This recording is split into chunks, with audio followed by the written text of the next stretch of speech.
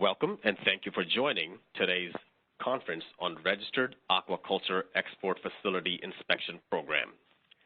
Before we begin, please ensure you have opened the WebEx chat panel by using the associated icon located at the bottom of your screen. If you require technical assistance, please send a chat to the event producer.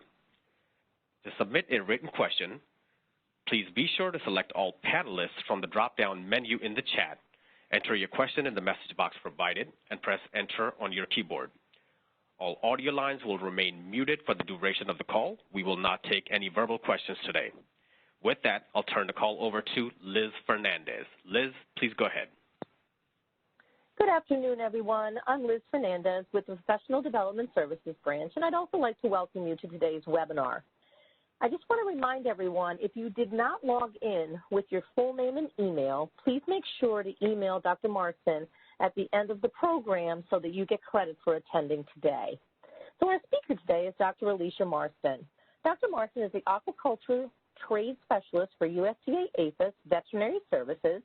She works in both the live animal import and live animal export teams stationed in Riverdale and has been with USDA APHIS Vet Services for 5 years.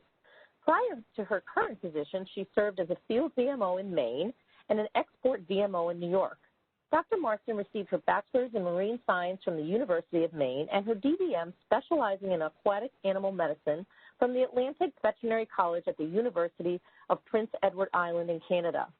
She has experience practicing aquaculture medicine in all major fish, crustacean, and mollusk commodities throughout the U.S. and Canada, Thailand, and Norway, and enjoys promoting aquaculture domestically and internationally through her additional roles as co-chair of the VS Aquaculture Business Plan and National Strategic Planning efforts.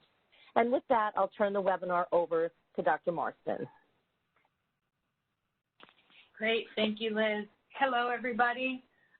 Thank you for making the time out of your busy schedules for this training today. So today is part one of our two-part webinar series, and we're going to cover the updates to the Registered Aquaculture Export Facility Inspection Program. So before we get started, I just wanted to let you know, so for part one, we're going to focus primarily on a general overview. This is especially going to be applicable to those of you that are doing field inspections, endorsing health certificates, overseeing facility inspections, and just a general overview of the program in and of itself. Tomorrow at this same time, we will have part two of this webinar, which will focus a little bit more on the facility inspection itself. So with that, we will get started. So to begin, we're going to talk about when is registration required and what is the new registration process. Then we'll go into the new inspection documents and guidance that's available. So what documents are required, what new guidance is available, and then where can you find all of that information. We'll then go through an example, specifically looking at how we'll use these new documents and guidance to approve a facility to send sockeye salmon germplasm to Peru. And then we'll talk about health certificates at the end. So how is this registration, how are the updates to this aquaculture registration program going to affect the health certificate endorsement process on the other end?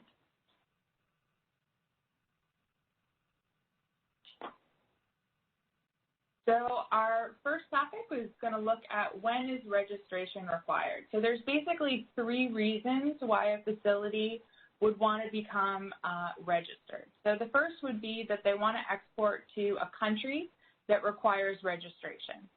The second would be that they want to export a certain type of animal to a country that requires registration. So for example, some countries require that animals going for breeding are coming from a facility that's registered, whereas those coming, going for research don't have to be. So it may also depend on the type of animal.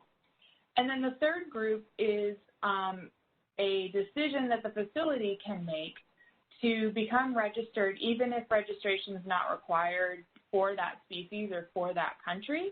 And that's in an effort to decrease their endorsement fees when it comes time for the certificates to be endorsed on the other end. And we'll talk more in detail about that. But basically, as long as we have, from an APHIS perspective, as long as we have something in writing that explains the specific export requirements to a given country, then we can conduct a facility inspection and approve that facility for that specific country and species type. So what is the overall new registration process? So there's multiple folks involved in this process, and this is just kind of an overview of logistically how we're how to make sure that a facility is getting the information they need, that each part of the puzzle is getting a piece of the information that they need to be able to complete the entire registration process. And I will say that in addition to this webinar today, going over this process, this is also information that I will be sharing with industry next week so that they're aware of their roles as well. So to start off, we have the facility. The facility decides that they want to export at least a species to a country. As a reminder, this isn't a domestic inspection program. This is the Registered Aquaculture Export Facility inspection program. So the facility needs to at least be planning to send at least one species to at least one country in order for us to come out and do an inspection and approve them. So once they've made that decision, they're going to contact their local service center. When they reach out to their service center, they're going to let them know, what countries they want to export to, and then any species that they may want to send to that country. Once the service center has that information, then they can look up what the export requirements are to that country for that species. So they communicate that back to the facility, and then it's up to the facility to make sure that they go through and gather all of the pertinent information that they will need for their site inspection. In some cases, this may be very little information at all. In other cases, they may need to collect test results, certain biosecurity protocols, egg disinfections. It really depends on the country. So that's why it's so important that at the beginning of this process, we make sure that we understand exactly what countries and what species the facility is seeking approval for. So while the facility is gathering that information, the service center is then preparing all of the inspection documents for the field inspector. Once all of those materials are ready, those will be shared with the field inspector, who will then schedule the site visit. And when they go out to do the site inspection, they will go through the entire checklist and supporting documents that we'll go into in more detail, and ensure that the facility is meeting all of the requirements, after which they will complete the inspection checklist and sign it. Those documents then go back to the service center for another review and to verify that all of the export and registration requirements have been met. And then that packet of information will then go to the service center veterinarian in charge for one more review and signing, after which the approval letter can be issued and sent to the facility. And then there's one last step. Before we wrap all of this up for this particular facility's approval, the sign inspection checklist and the approval letter need to then be forwarded to myself at the live animal export team, because I will use that information to update our master list, which we'll talk about in more detail. So how does VS communication work when it comes to this registration process? So I think of the field VMO as being the SME for the inspection. So you guys are the boots on the ground that are at the facility reviewing the documents, talking with the facility. You may have been there before, so you have historical knowledge, all of that kind of stuff. If you have questions about how the facility inspection should be conducted, what certain export requirements are and how to meet them, then your first person to go to will be the export VMO that's overseeing the inspection, that assigned the inspection to you. And that export VMO, should be able to answer most of your questions about the registration process, about exports to certain countries, that kind of thing. If not, then they should send that information up their chain of command to their supervisor and veterinarian in charge. And then if there's any additional questions that can't be answered, then by all means, they should either come to myself on the live animal export team, or if it's specifically about how to meet a certain country's requirements, then to the staff officer that oversees that country or that region. So new inspection documents and guidance. So what documents are required now? Before, there have been a variety of different types of documents that have been completed during inspections. There's been the one-page 17137. There's also some of the inspectors have been completing a narrative inspection report. Some have been doing a modified CAP report. All of those are no longer required, and there's brand new documents that everybody will be using for all of our inspections. So there's four key categories I want to highlight. So there's the pre-inspection information, and we'll go through what that is and where to find those resources. Then there's the inspection checklist itself. There is a single checklist with 3 different parts. There's an approval letter template that will specifically specifically approve the facility for the country and the animal type. And then, as I mentioned, there's a master spreadsheet that will be maintained here in Riverdale that will track all of our aquaculture facilities. So for the pre-inspection information, this is the part where we are gathering all of the export requirement information that we need. We want to be looking at what countries the facility is exporting to, what species they may be looking to be approved to export to. I put a note there that this can vary by country. So a facility may want to be approved to send shrimp to Vietnam and the EU, but then they also do oysters, which they want to send to Canada. So it can vary, and we have the flexibility in this updated program to be able to approve country and species specific to certain countries.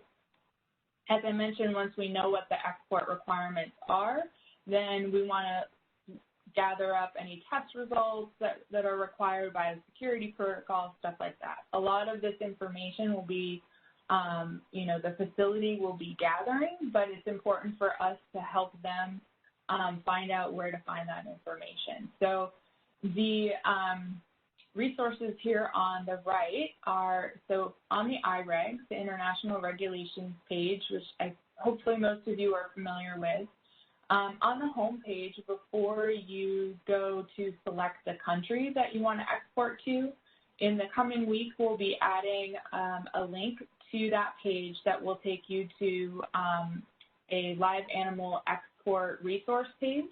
And on there will be a lot of the information, not only about aquatic animal exports, but also some specific information about registration. So that'll be one resource that's publicly available. The other is obviously the country-specific pages on the IREG. There are some countries where we have additional information or interpretation that we don't post publicly on our website, but we share with everybody through our live animal export database alerts. So you want to look there as well. And then lastly, written requirements from the country. So while we may not have a negotiated health certificate or protocol on the IREGs for a certain country, we, the facility has an import permit that outlines the export requirements. So as long as we have something in writing, then we can use that as well as indication of what the export requirements are and therefore base an inspection off of that. So for the inspection checklist, as I mentioned, it'll just be one checklist now, and there's 3 parts to it. So the first part is general facility information. So contact information, accredited vets information, basic categories like, what is their water source, or, what kind of species are on the facility, stuff like that, just general, not country-specific information. Part 2 is going to be specific to the countries they want to export to. And we'll go into that section in a little more detail because I think that's going to be the newest part for most of you that have done this before. And then part 3 is just kind of a one-pager saying, yes, we approve that this, we approve this facility, they're meeting the requirements, and then the signatures that are required. So all 3 of these parts need to be completed during the inspection, and all of these resources can be found on our Live Animal Export SharePoint page. So on there, you'll find a blank copy of the inspection checklist. There's also an annotated version which walks through exactly, how to answer certain questions, which questions are required, which ones are more just for your understanding of the facility. And then there's also some examples that are posted. An example of salmon eggs to Peru and one for halibut to Canada. And the third item is the approval letter. So as I mentioned, the approval letter is going to be specific for that facility and will state the destination country that they're approved for and the animal type that they're approved for. So this can also be found on SharePoint. There's a blank template there that you can fill out, and then there's also examples of how, you would fill it out for a certain commodity to a certain country. And then lastly, we have the Riverdale Master Spreadsheet. So this is our central tracking location for all of our approved facilities. I know some of the service center offices do maintain their own list, but it's really important that this master spreadsheet is updated after every inspection approval because it's then going to be used to endorse export health certificates. And so as we're doing more and more VHICs and more offices are potentially reviewing and endorsing health certificates for facilities that they may not have knowledge of their registration status, this is the central location for everybody to be able to go to and find out, yes, this facility is approved for this species to this country. Okay, I can go ahead and endorse. And we'll talk a little bit more about health certificates towards the end. And then this information is also used generally to support trade negotiations as well. Not specific information, but generally to support the trade activities of the live animal export team. So information on the spreadsheet itself is on our SharePoint page. There is a video tutorial that walks you through how to search for a facility. So unlike the spreadsheet we had before where you kind of had to scroll through and find everything, now there's a search function so you can search by your service center and your state and find your facility fairly easily, as well as all the countries and species they're approved for. There's also written instructions, which are posted on the SharePoint page as well.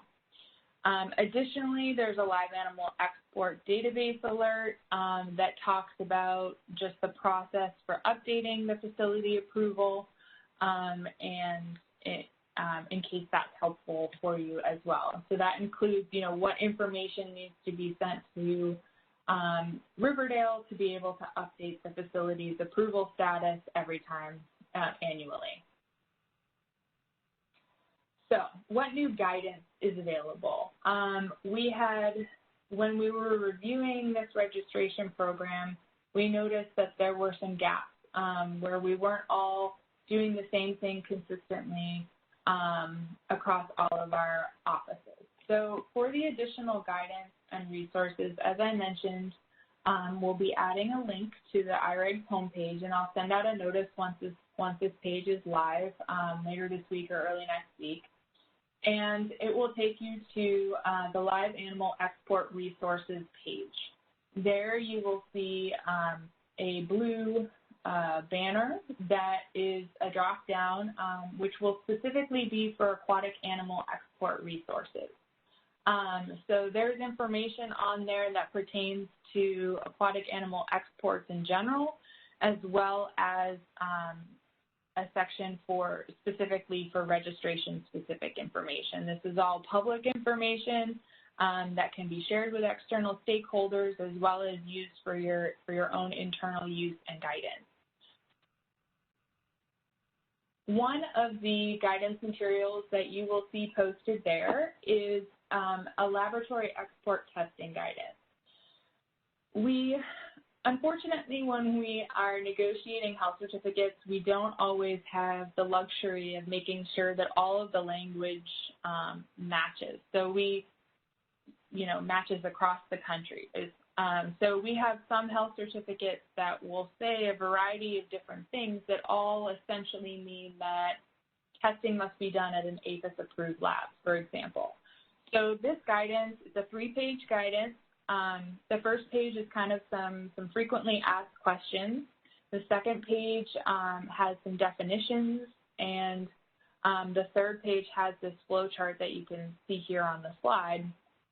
And basically, it clarifies which laboratories should be used when.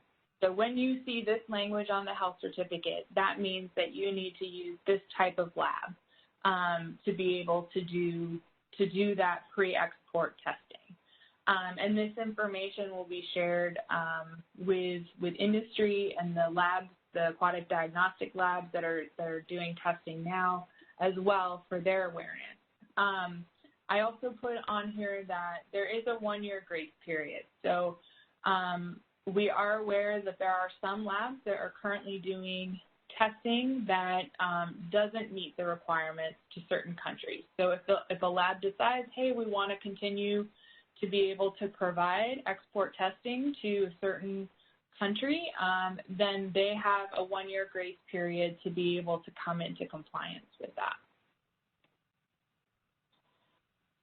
Two of the other resources that will be on our IREG homepage is a premises freedom definition and a cohort test negative definition.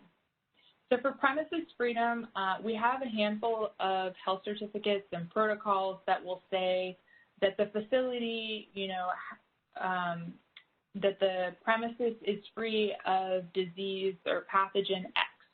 But then there's no specifics about how to reach or the criteria to be able to achieve premises freedom for that disease. And so that's where our new domestic aquaculture premises freedom definition comes into play. So if a facility has to meet premises freedom for a certain country, but the country doesn't specify how, then by default, we will use the domestic APHIS aquaculture premises freedom definition. Same goes for the test negative. So if a country requires that a group of animals test negative before export, but they don't specify, say, within 30 days, within 2 years, whatever it may be, then by default, we will use the APHIS domestic aquaculture cohort test negative definition.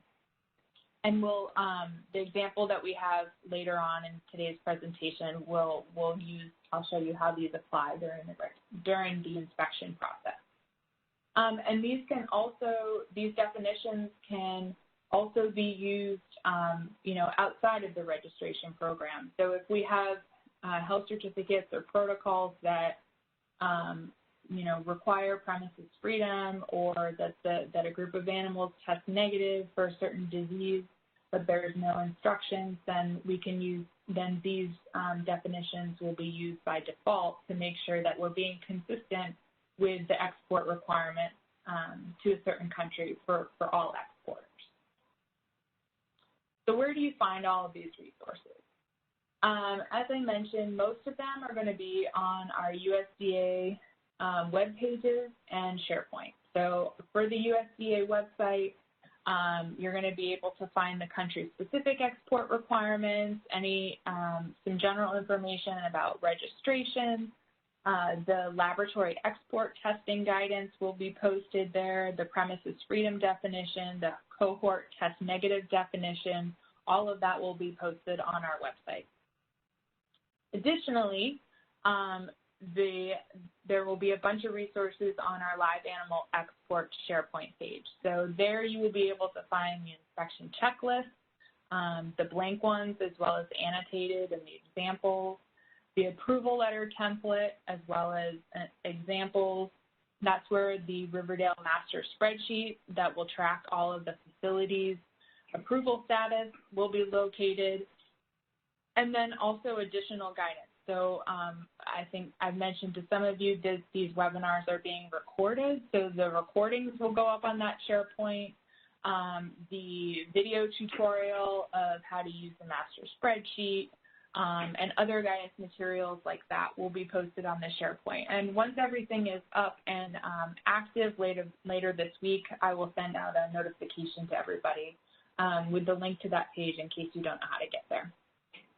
And then lastly, there may be some country-specific export requirements or country-specific registration requirements that are not posted publicly on our website and can be found in our live animal export database alert. So it's always good to keep an eye out for those as well. Okay, so before we talk about health certificates, I want to go through an example. And so the example we have today, and we'll go through another example tomorrow, the example we have for today is how to approve a facility to export sockeye salmon germplasm to Peru. And before we dive into the inspection checklist, there's a couple of questions that you want to ask. So what country is the facility seeking approval to export to? We know that's Peru. What species is the facility seeking approval to export to Peru?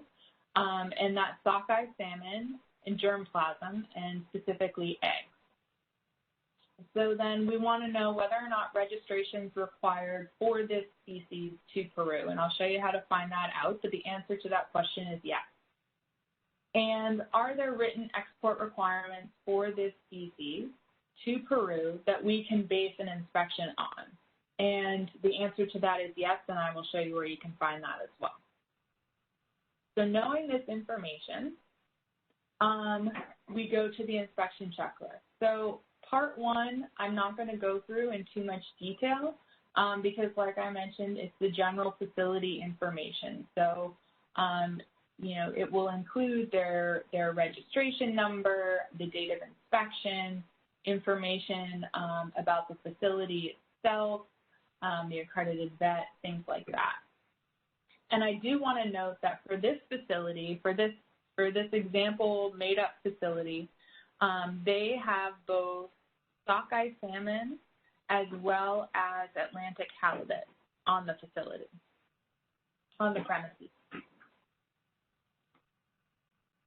So specifically, before we get to the part two to approve this facility to send sockeye salmon eggs to Peru, we want to find out what the export requirements are.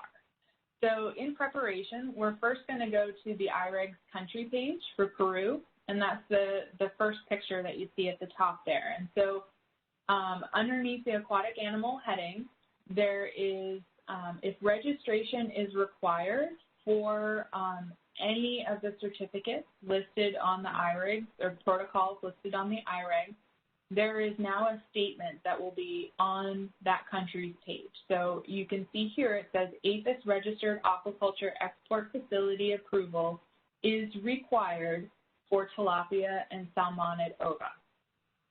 So for sockeye salmon, they're a type of salmonid, and ova is equivalent to eggs. So we know that registration is required for this commodity to Peru. So next, to find out what the export requirements are, we look and we see, oh, there's a health certificate posted on the IREG. So when we open up the health certificate, and that's what the second picture is here on the screen, and I don't anticipate you to be able to read this in detail. It's more just for our discussion today, but I want to let you know that all of this information is included in the Peru example that's posted on the SharePoint page. So when we look at the health certificate and we look at the health statement, we find that Peru requires the facility to meet premises freedom for 5 different diseases of concern, and also has some specific requirements about egg disinfection, as well as, you know, some more general statements like the animals were clinically healthy, things like that. So we know that registration is required for this species to this country, and with a health certificate posted on the IREGs, we have something in writing that we can base an inspection on. So then we get to part 2 of the inspection checklist. So the first section, section A, is where we're going to indicate the answers to information about the export requirements, premises freedom, things like that. So the first question is asking if there are requirements posted on the IREG. So the answer to that is yes, we have a health certificate. If it was no, then we would indicate, you know, what other means of written information we have, like an import permit. Then the second part to A is asking about whether or not Peru requires premises freedom to be obtained for this species to Peru. The answer to that is yes,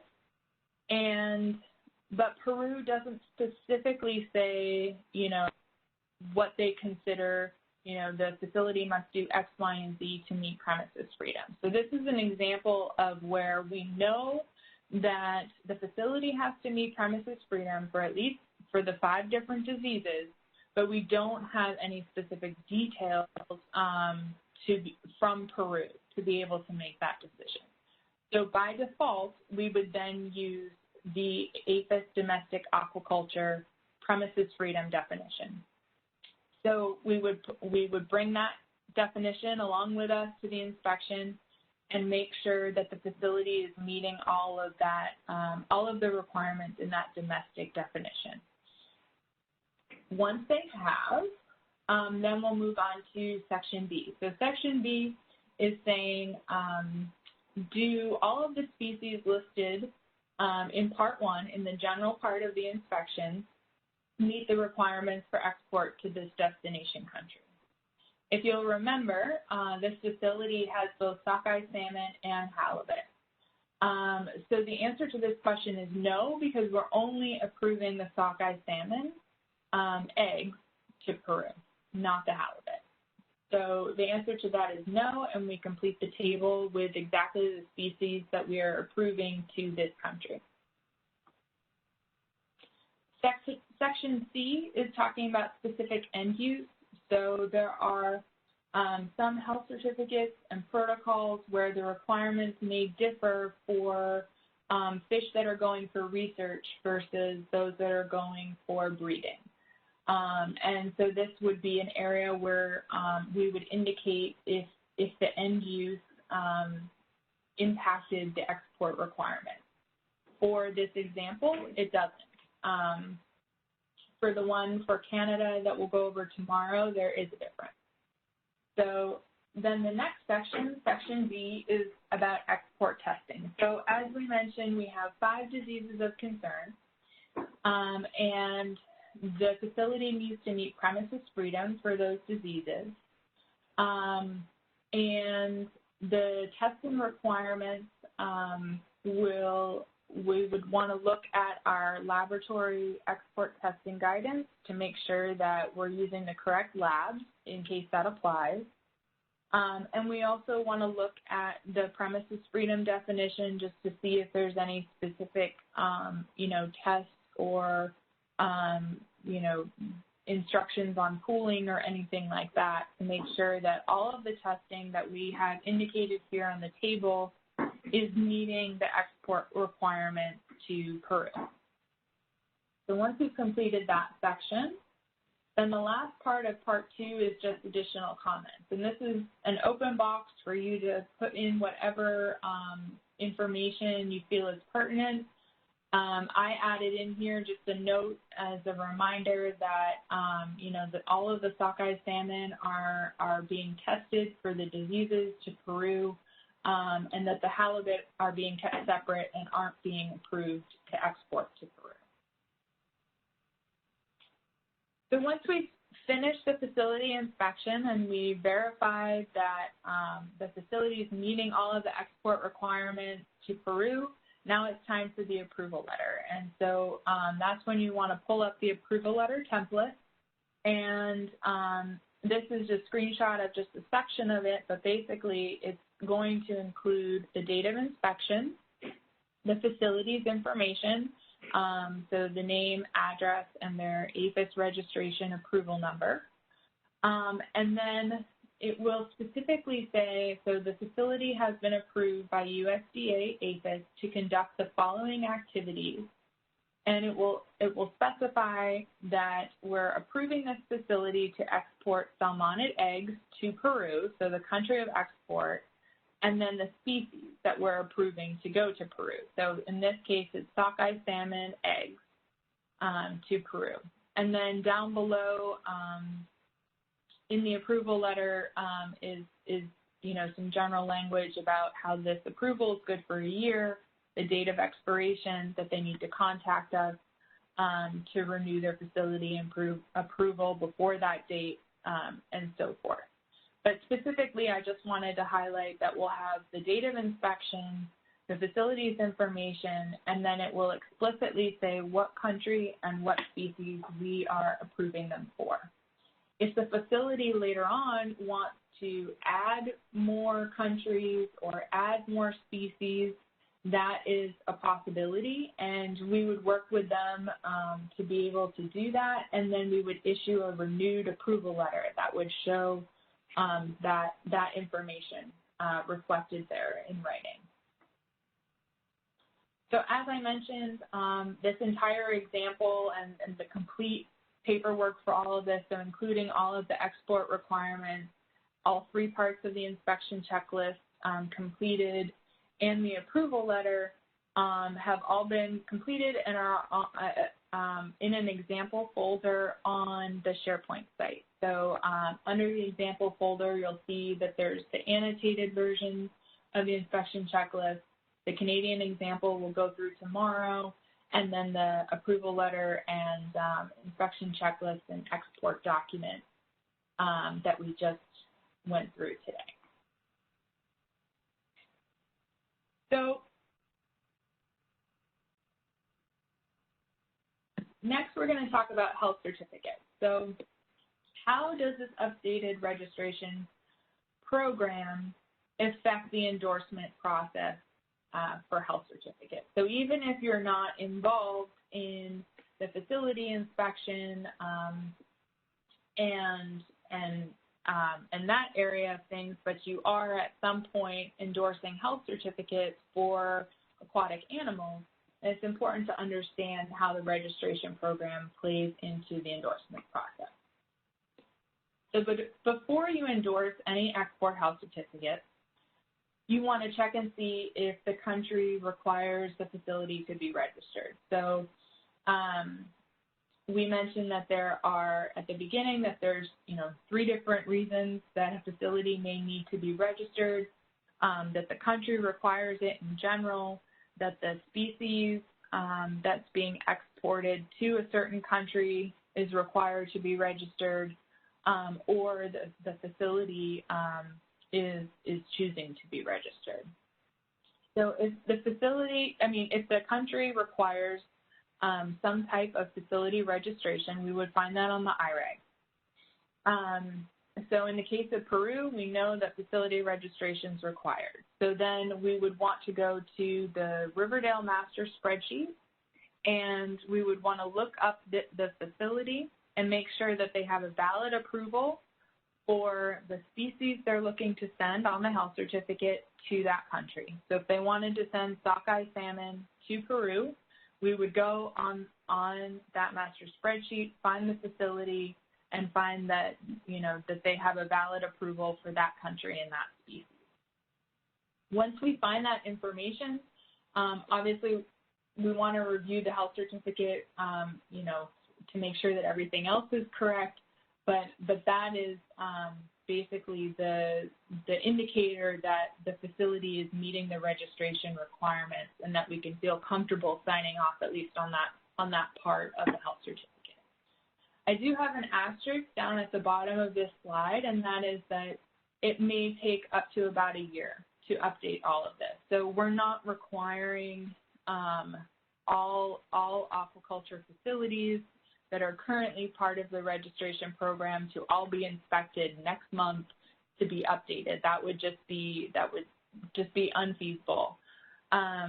So the way that it's going to work is that as each facility comes due for their annual inspection over the coming year, then all of these new inspection documents and process will apply.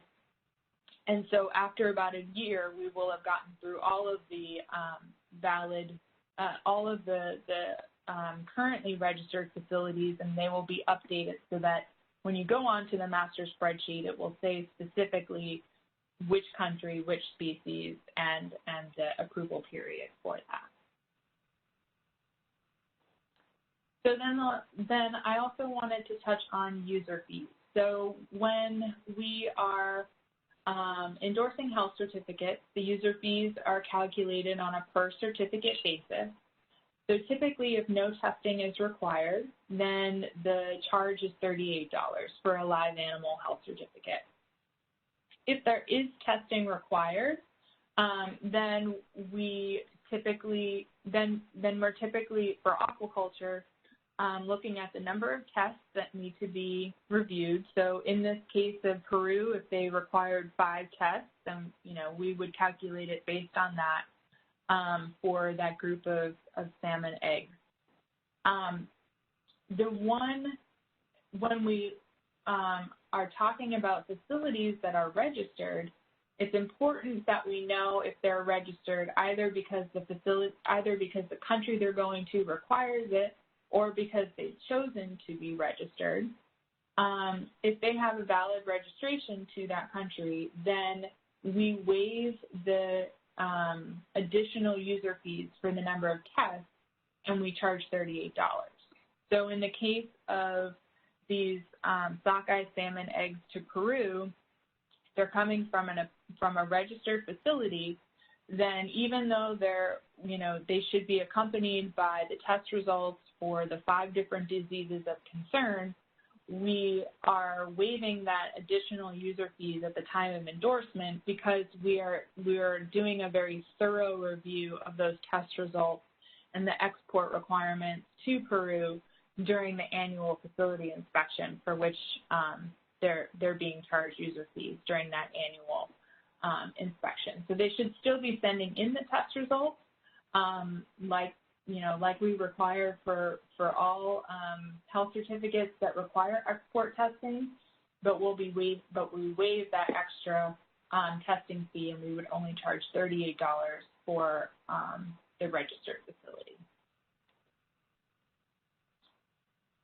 Okay, so I know that is a lot of information.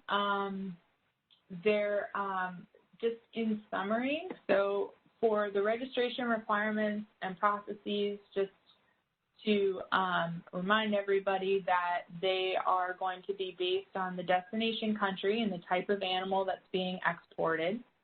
This process of registration is really a collaboration of a bunch of partners. So we need to work with the facilities, the export VMOs, the field VMOs, the veterinarian in charge, and the live animal export staff. All of us have a role to play in the registration process.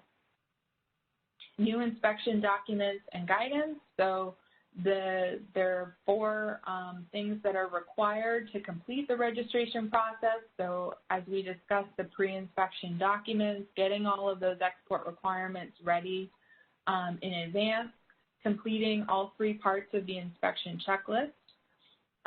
Then once the facility has been approved, issuing the approval letter using the template posted on SharePoint, and then updating the master spreadsheet, contacting myself to update that spreadsheet once the facility has renewed their approval or been issued their approval.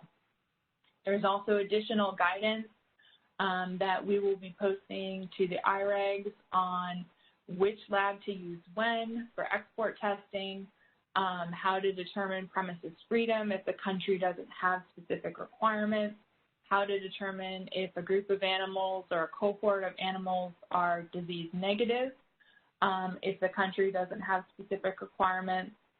And all of these resources will either be on the IREG's homepage or the country pages, on the live animal export SharePoint page, or sent out through a live animal export database alert. The example that we went through today, I know I highlighted certain parts of it, but the entire example for approving a facility to export sockeye salmon germplasm to Peru can be found on our SharePoint page. And then for the health certificate,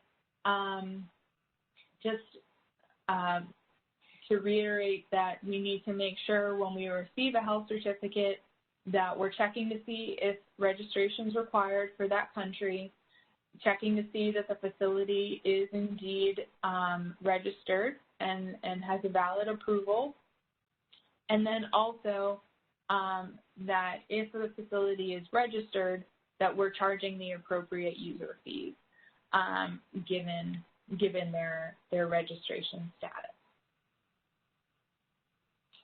So I wanted to include my contact information here. I really encourage everyone to go on to the SharePoint page and look through the inspection checklist and the examples that are there. And please feel free to contact me if you have any questions. I'm happy to discuss them. And I am happy to take any questions that you guys may have if you submitted them into the chat box. Ladies and gentlemen, as we move to Q&A, to submit a written question, please be sure to select all panelists from the drop-down menu in WebEx chat, enter your question in the message box provided, and press enter on your keyboard. Thank you. We do have some questions. The first one is, actually, we got these a couple times. Can we send these slides to all the participants? So the slides won't be sent out themselves, but as I mentioned, the webinar is being recorded. So the recording along with the slides will all be posted on our SharePoint page probably by next week. Okay. The next question is, vets gather the or inspection info, not the FIOP field VMO, correct?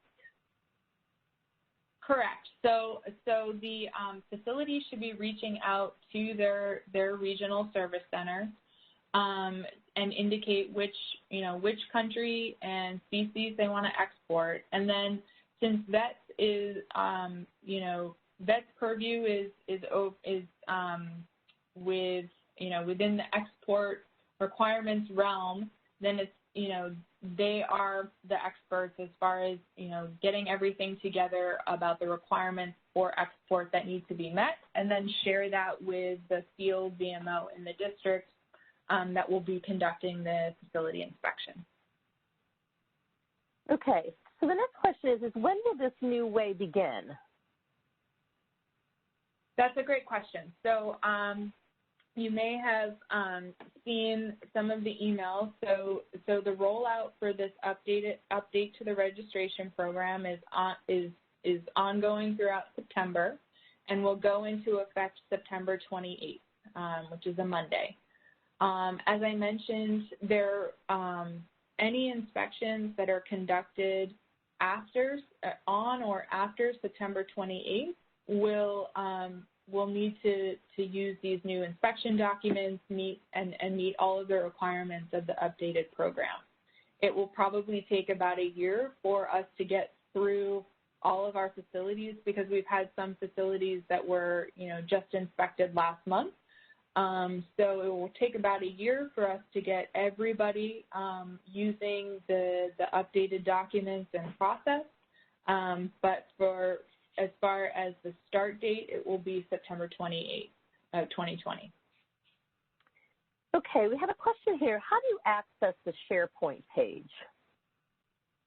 Yeah, sure. So I will send out a link, but if you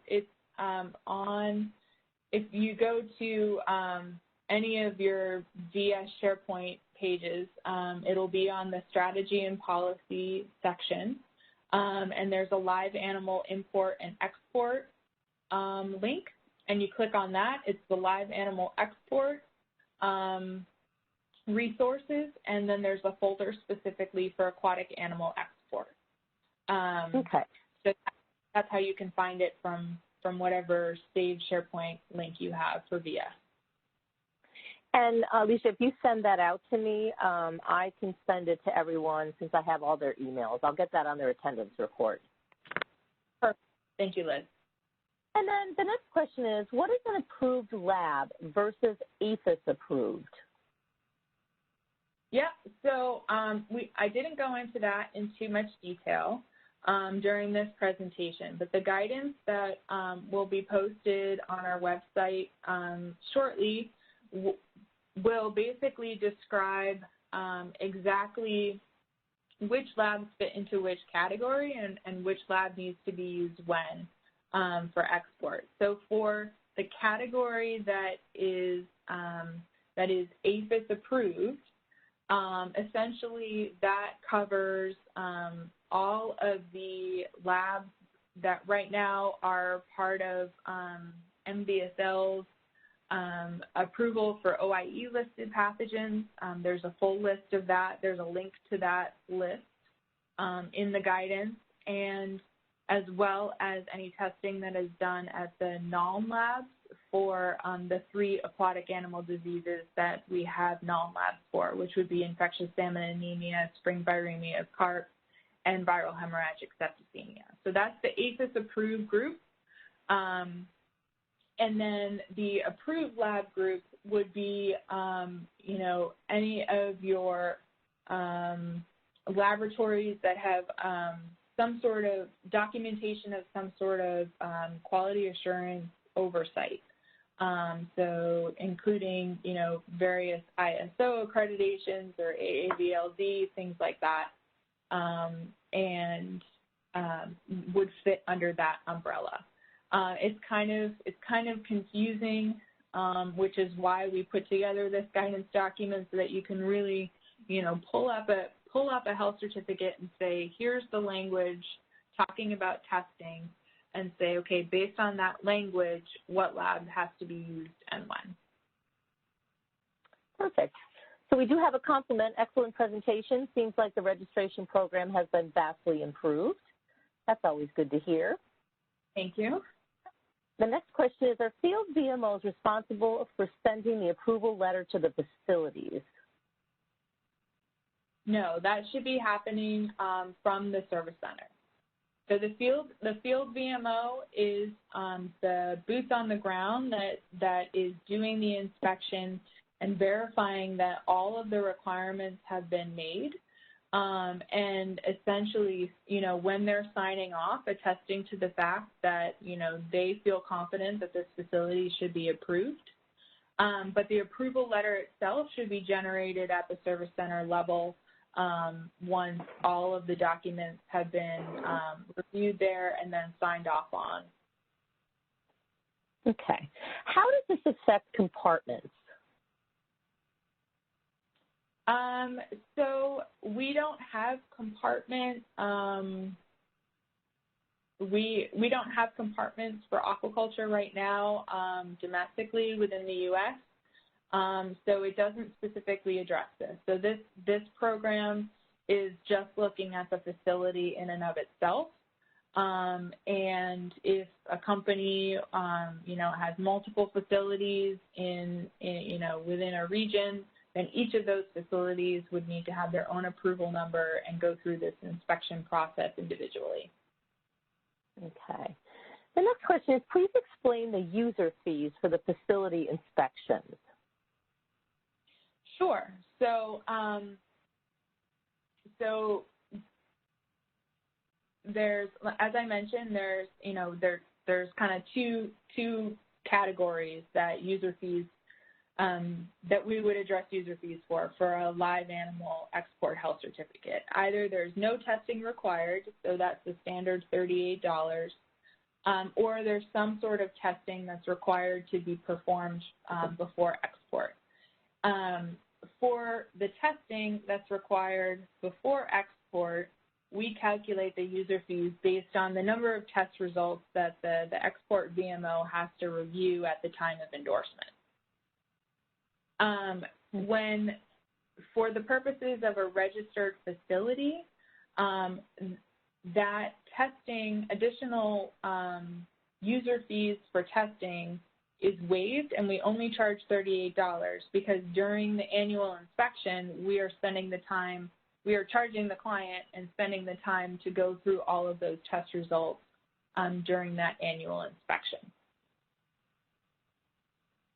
Okay. Is there a COVID grace period for aquaculture facilities as there is for product facilities for EU, et cetera? So it's not specific to aquaculture facilities.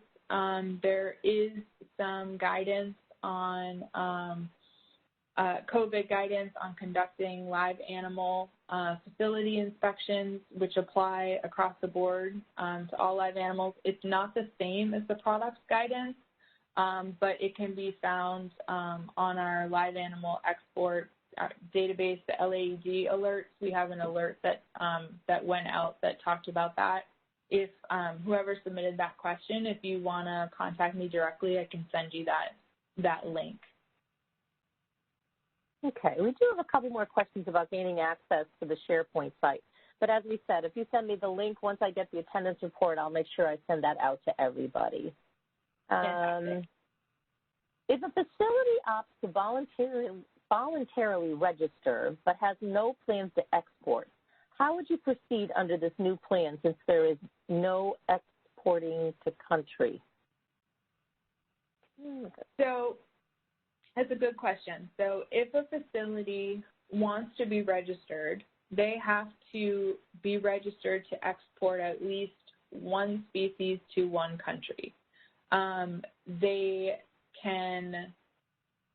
We can't just go out and do an inspection without looking at any kind of country-specific requirements, because this isn't a domestic APHIS program. This is specifically for the purposes of export.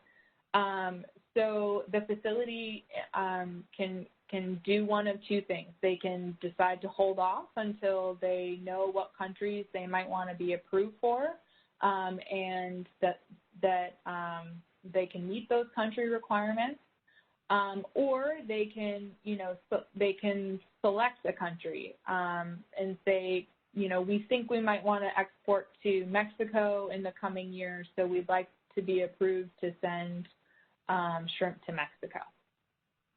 But they have to select at least a country and a species for us to be able to conduct the inspection and verify that they can meet those export requirements. Okay. There is no mention of IECs. They are a critical part of the chain between vets, BICs, and S&P. Can you clarify? Yep. So the IECs, as some of you may be aware, there are some changes going on there. So I didn't specifically include them in the communication slide, but definitely, you know, once our IEC group is back up to full capacity, then they will definitely be a resource for both export-related questions and those regarding aquaculture registration. So who will review and approve the biosecurity protocols? So the biosecurity protocols, what we require, and we're going to go into this in more depth tomorrow, specifically looking at the biosecurity requirements and portion of the inspection checklist tomorrow. But just in general, so APHIS requires that the facility has a written biosecurity plan and that they do they conduct training for their employees on that biosecurity plan. As far as what is included in the plan, APHIS does not have specific requirements. So that, but the countries, some countries will. Some countries will say, you know, that they have such and such for, you know, a quarantine space or cleaning and disinfection or, you know, separation within year classes or something, you know, something like that. So there may be additional country-specific biosecurity requirements, and those would be reviewed as part of that that part 2, the country-specific portion, to make sure the facility is meeting those requirements. But especially for, as I mentioned at the beginning of today's presentation, tomorrow we'll really focus on more information about the facility inspection itself, and I highly encourage you to join that webinar as well, and it will be recorded in case you can't. So who updates the SharePoint facility spreadsheet after their new approval, you or the VETS VMO? So the VETS VMO should send the information to me. So I'll need the inspection checklist, the completed inspection checklist, and the approval letter. And once I receive that, I will store that information and update the spreadsheet. And then I typically send an email to the VETS VMO to let them know I've updated it. Please take a look, make sure it's all correct. And as long as everything's okay, then we're good for the next year for that facility. The next question is, I think you said it may take 1 year to inspect all of the registered facilities under the new guidelines. Can we endorse a health certificate for a facility that wants to export to a country that requires registration before the facility is inspected under the new guidelines? So that's a good question. And so if registration is required, and then we should not be signing any health certificates for facilities that are not registered in some way. Right now, if you go on to the master spreadsheet, you'll see that we have, a bunch of facilities that are registered. Some of them have specific species listed, some of them have specific countries listed, but some of them, are a little more general and a little more vague. So as long as a facility is registered, at least on the registration list, and has a valid registration, we can sign the health certificate saying that they're meeting their registration requirements. And then once it's time for that facility to undergo their annual reinspection, then that's when we'll really be looking at the country-specific requirements and updating exactly what species and what country should be approved. Okay, the next question is, are there user fees for the field VMO to do the inspection, $132 per hour for travel, inspection time, et cetera? Yes, it's the standard $132 per hour for the inspection.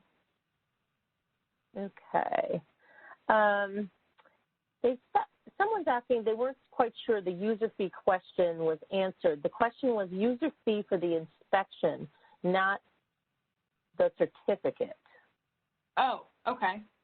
Yeah, so for the inspection, it's the hourly rate that we charge for other inspections as well, and that covers the time for the field inspector to physically do the site visit as well as the travel time.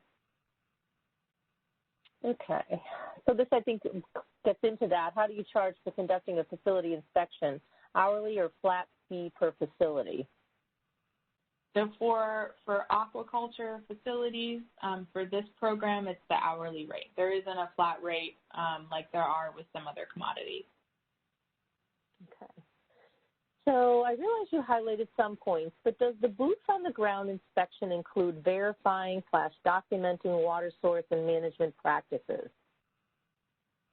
Yes, and we will go into that in more detail tomorrow, but that's all part of the part 1 of the inspection checklist. So it will, indicating, is it fresh water, is it salt water, what's their water source, is it coming from surface water or a well, what kinds of water treatment are they doing, things like that. All of those questions will be documented, and that's where I really encourage you to look at the annotated checklist that is on the SharePoint page, because we clearly went through and said, this requirement, they must meet this requirement, or this is more for our knowledge and they have to, check at least one of the following categories or something like that. So it's because this is a program that is aimed at just approving facilities to meet export requirements, we don't have very many domestic APHIS requirements that a facility has to meet. But it is really important that through the site visit and the inspection process that we're documenting information like what is the water source and, what kind of treatments are being done at the facility for our records and for our documentation. So we will go into that in more detail, but you'll also see that when you review the part 1 of the inspection checklist. Okay, so here's another question. A facility does not need to have a country or species going to become registered, just possible shipments in the future. Not sure what that means. So if they want to be approved to send a species to a certain country, then they have to be able to demonstrate that they can, that they can meet those requirements. If, let's say, a facility wants to be approved to send shrimp to Mexico, but for whatever reason, all of their shipments, fall through at the last minute and they don't end up sending any shipments to Mexico that year, that's okay. They can still be registered because they're still meeting the requirements to be able to send shrimp to Mexico. I hope that answers that question. Okay, so I think this is our last question right now. After a facility is inspected, they decide to export to another country or export another species they have not been approved for yet. Is another on-site inspection required? It's a really good question. And I will say that similar to how we do other facility inspections, whether it's for products or other live animals, it really is up to the field inspector and the service center's discretion, in my opinion. And I'll give you an example. So if a facility is inspected and they meet the requirements to send oysters or I don't know, salmon to the EU, and then they want to add on the salmon to the Ukraine, and the requirements are fairly similar, and the inspector and the service center feel like, yeah, during our facility inspection, you know, we looked at all of these areas that Ukraine requires, and we feel confident that the facility can also meet the export requirements for salmon to the Ukraine. Then we can add that to their facility approval, and we would update the approval letter and update the master spreadsheet. If, for example, they wanted to send a totally different species to a country that had very different requirements, that had all sorts of testing that we didn't look at, then we definitely have the authority to go out and conduct a second inspection to make sure that we feel confident that the facility is meeting those requirements of that new country or that new species.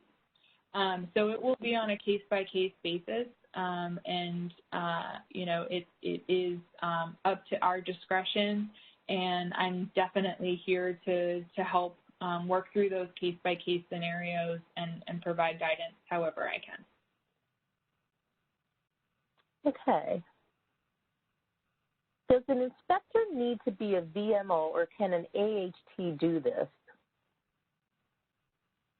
So right now, according to our regulations, the inspector has to be a VMO.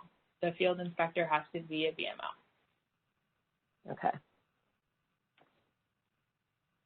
That was our last question in the chat box. Does anybody else have any other questions they'd like to submit? Yep, I have one more. Adding another country to an already approved registered facility of the initial country, how does it work? Additional fee to be registered to the added country, or is it waived?